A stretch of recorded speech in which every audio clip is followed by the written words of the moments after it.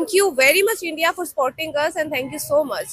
अभी मुल्क में अमन होता ही है, हम अमन की तरफ एक कदम बढ़ाते ही हैं, लेकिन कुछ ना कुछ हमारे मुल्क में ऐसा हो जाता है जो हमें दोबारा पीछे ले जाता है।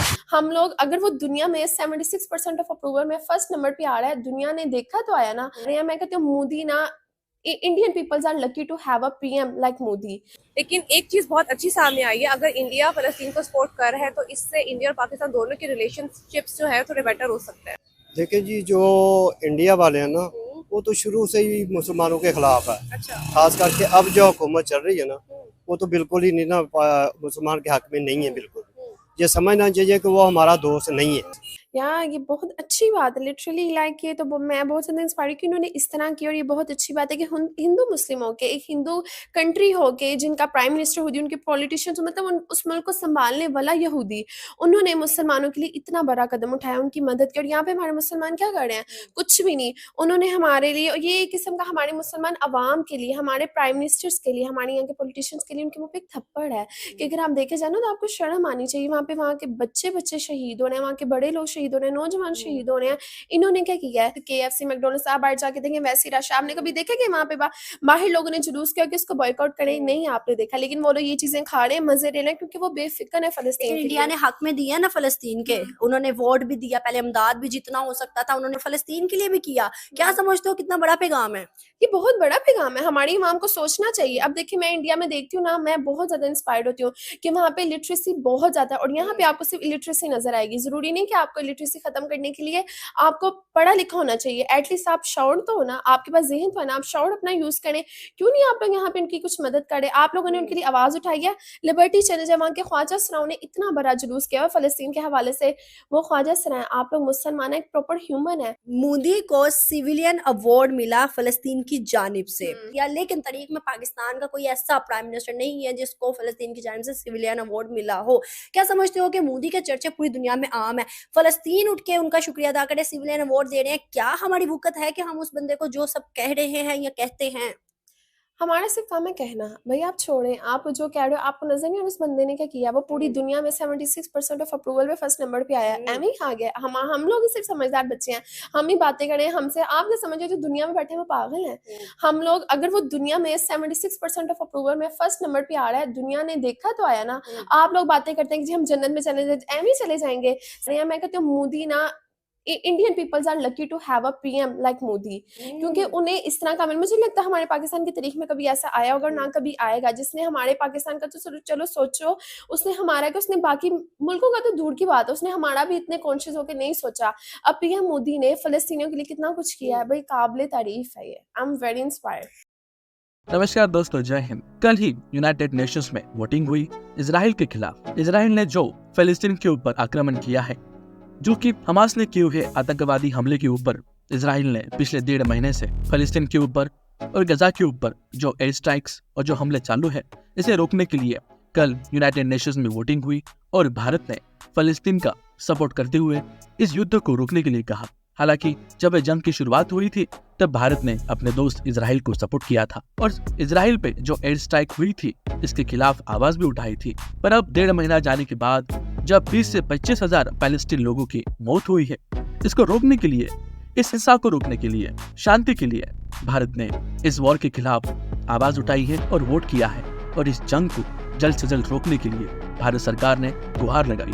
ये खबर सुनकर कई सारे वेस्टर्न मीडिया और वेस्टर्न देशों में थोड़ा आश्चर्य की भावना है, क्योंकि भारत ने अपना पक्ष बदल लिया है। जी हाँ, क्योंकि हम एक अहिंसावादी देश है। हम भगवान राम की भूमि से आते हैं, भगवान बुद्ध की भूमि से आते हैं, जहाँ पर हम हिंसा को प्रावधान नहीं देते, न ही उसको सपोर्ट करते हैं। पर अब जब इतने सारे लोगों की मृत्यु हो रही है और इसकी चर्चा और इसका खात्मा होने का कोई संदेश नहीं मिल रहे, इसके ऊपर चर्चा कर ही इस वॉर को खत्म किया जा सकता है, ऐसे भारत का स्टांस है। और इसका कई सारे देशों ने अप्रिशिएट भी किया है, खासकर मुसलमान देशों ने, जिनकी ऐसी सोच थी कि भारत ये इजराइल को हमेशा सपोर्ट करता आएगा और पैलेस्टीन को कभी सपोर्ट नहीं करेगा।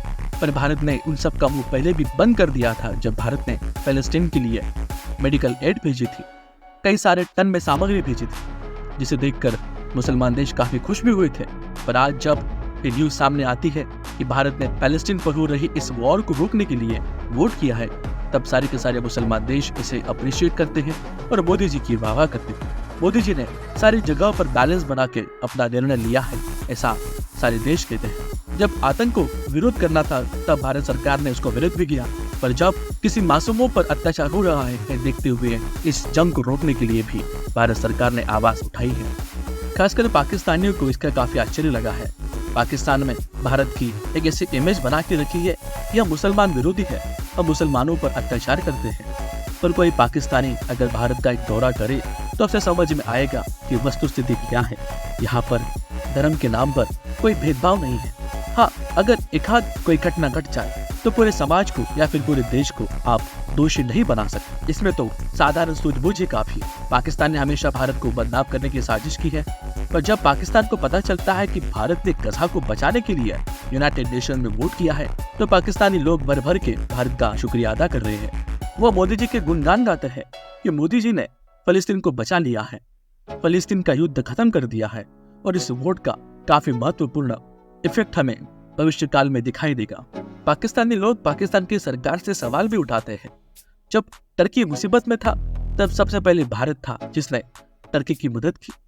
टर्की ने हमेशा से ही कश्मीर के मुद्दे पर पाकिस्तान का साथ दिया है। पाकिस्तान और टर्की ने पूरे यूनाइटेड नेशंस में भारत को बदनाम कर दिया था, पर जब टर्की के ऊपर नैसर्गिक आपत्ति आई तब भारत ने सबसे पहले उसे मदद की और टर्की ने उसका शुक्रिया अदा भी किया। और अब फलस्तीन को बचाने के लिए, फलस्तीन का वॉर रोकने के लिए भारत ने यूनाइटेड नेशंस में इजराइल के खिलाफ, अपने दोस्त के खिलाफ वोट किया।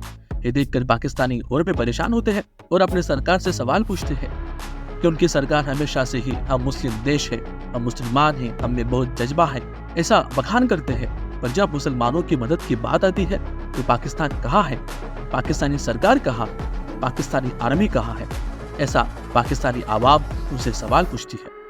पाकिस्तानी सरकार का और पाकिस्तानी आर्मी का दोगलापन पूरे पाकिस्तानी आवाम के सामने पसर चुका है और कुछ बुद्धिजीवी पाकिस्तान इसके ऊपर सोच विचार भी करते हैं और भारत की रणनीतियों का स्वागत करते हैं, अप्रिशिएट करते हैं और भारत से हाथ मिलाकर, भारत के पैर पड़कर, अपनी गलतियों की माफी मांगकर भारत से फिर से एक बार रिलेशन अच्छे करने चाहिए, ऐसे वहाँ के कुछ लोग कहते हैं।